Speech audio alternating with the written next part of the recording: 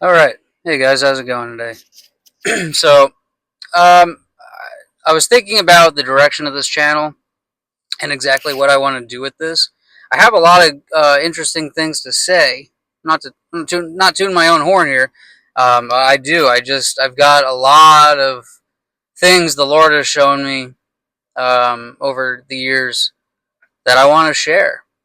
Um, but not just things. It's not just the Bible, because I'm not trying to just make. I'm not starting a ministry necessarily. I mean, unless that's how this goes, I don't know. I'm just putting things out there. But today, it's a very hot day. I don't know if you're in Florida. If you're in Florida, please tell me in the comments if the sun just feels way hotter than normal. I mean, Florida summers have always been pretty terrible, but I'm starting to think about like going back up north or something, because this is terrible. I mean, it's literally, I'm reading 100 degrees just in this car, so it's pretty bad out. Uh, anyway, I had to complain about that for a little. Today, I just wanted to read Psalm 35 and just give a brief talk on it. Um, there's a lot of people are upset, and rightfully so, and I'm upset as well. Um, that we have this this essentially this genesis of a managerial class in society, where we have the working class and we have the managerial class that's come up. A lot of people want to keep saying it's the poor and the rich, and I guess on a fundamental level that would be true. But it really is this whole managerial thing, and I found it very interesting how, I don't know if anybody watched that Fallout show that came out last year, but I found it so interesting that they were talking. It's all about the end of the world, of course, or what, a nuclear holocaust type of thing, and uh, that their whole thing was they have the test subjects in the vaults, and they've got uh, the managers that are controlling everything.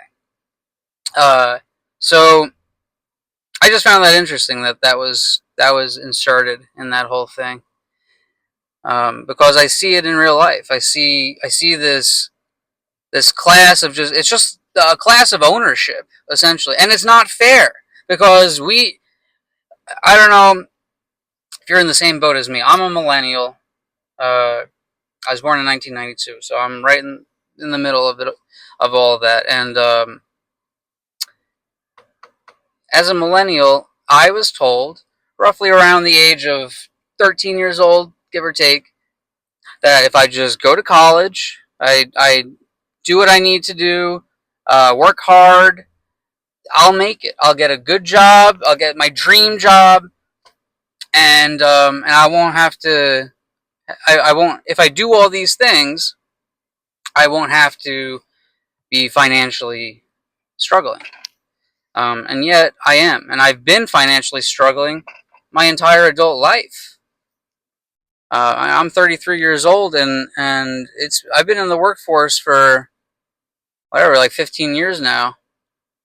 Yeah, about 15 years or so, a little bit more than that, I guess.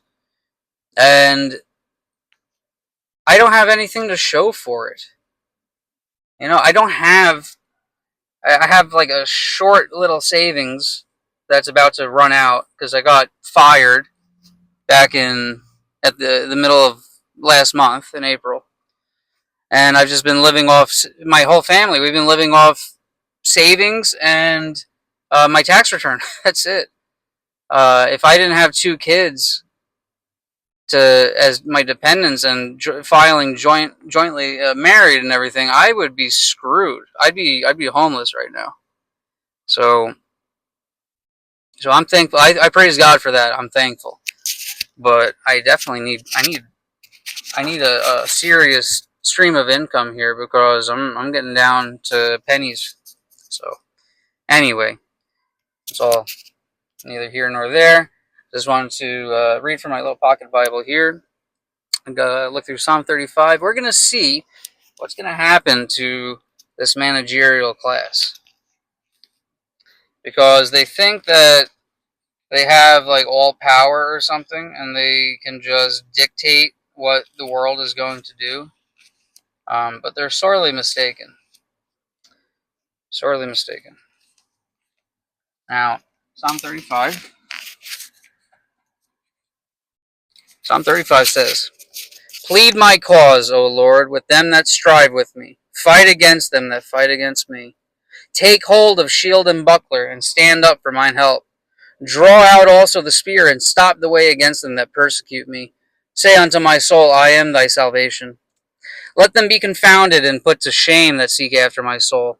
Let them be turned back and brought to confusion that devise my hurt. Let them be as chaff before the wind, and let the angel of the Lord chase them. Let their way be dark and slippery, and let the angel of the Lord persecute them. For without cause they have hid for me their net in a pit, which without cause they have digged for my soul. Why are they doing this? Why do they want to destroy all of us? What is the point?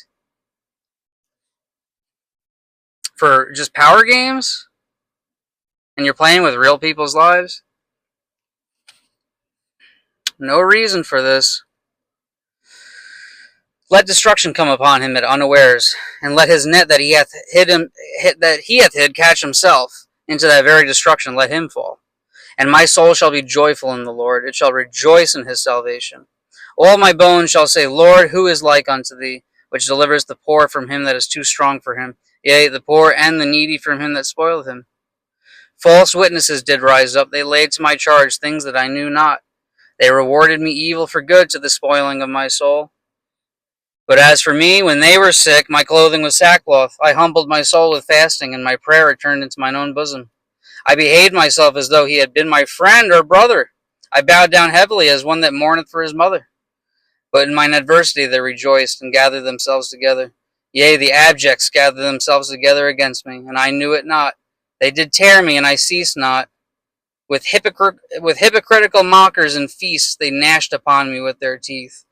Those people, you know that they have their little dinner parties, and they laugh it up and talk about all their sick little plans they've got and all their little schemes and everything. You know they do this. And yet, and for us, we don't view them that way. You know, they're our countrymen, our fellow man. They're supposed to be. You know, and we work and we try to have an honest living. And these people are schemers. They're schemers behind the scenes with their stupid feastings and their dinner parties. I hate it.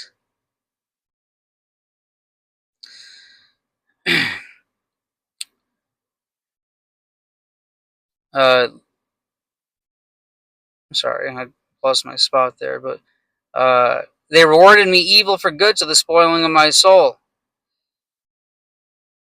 I'm sorry. With hypocritical mockers and feasts they gnash upon me with their teeth. Lord, how long wilt thou look on? Rescue my soul from their destructions, my darling from the lions. I will give thee thanks in the great congregation. I will praise thee among much people. Let not them that are mine enemies wrongfully rejoice over me, neither let them wink with the eye that hate me without a cause. For they speak not peace, but they devise deceitful matters against them that are quiet in the land.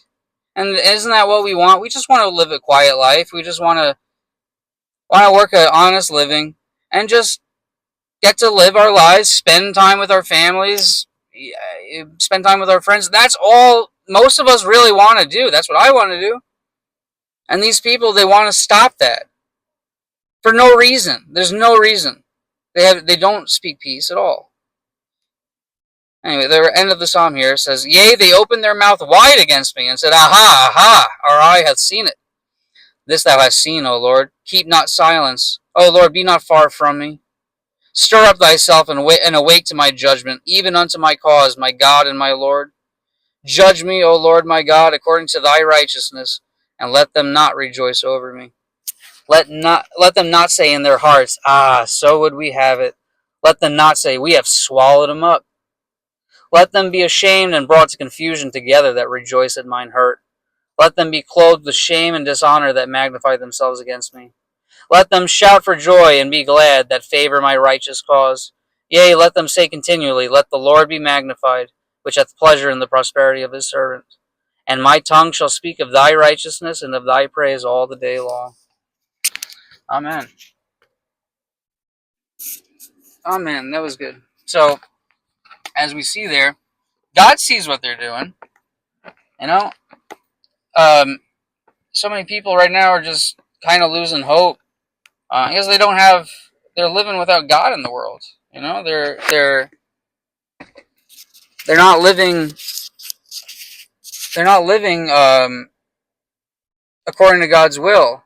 A lot of people, and that's why there's so many miserable people. Uh, I don't know what else to say, but it's just God's gonna do something about this. This isn't going to. They're not going to get away with it. And I know it's many people. Oh well, what about whatever?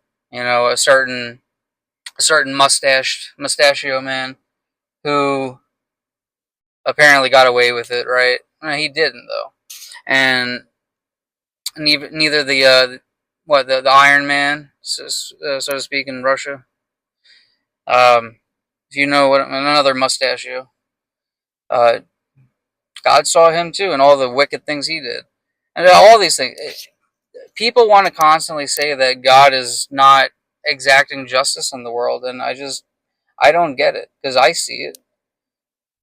I mean, the Bible does talk about because a matter isn't taken care of right away, an evil matter taken care of right away, that men, their hearts are filled with evil. Hey, if they got away with it, I can do it too. Um, but it's a foolish way to view things because God doesn't work on a human time scale. He's outside time. So anyway, I'm going to title this "Plead My Cause, O Lord," because or maybe plead our cause, O Lord, because it's not just me that's going through this. So anyway, guys, I just wanted to share that. Hope you have a good day. God bless you. Goodbye.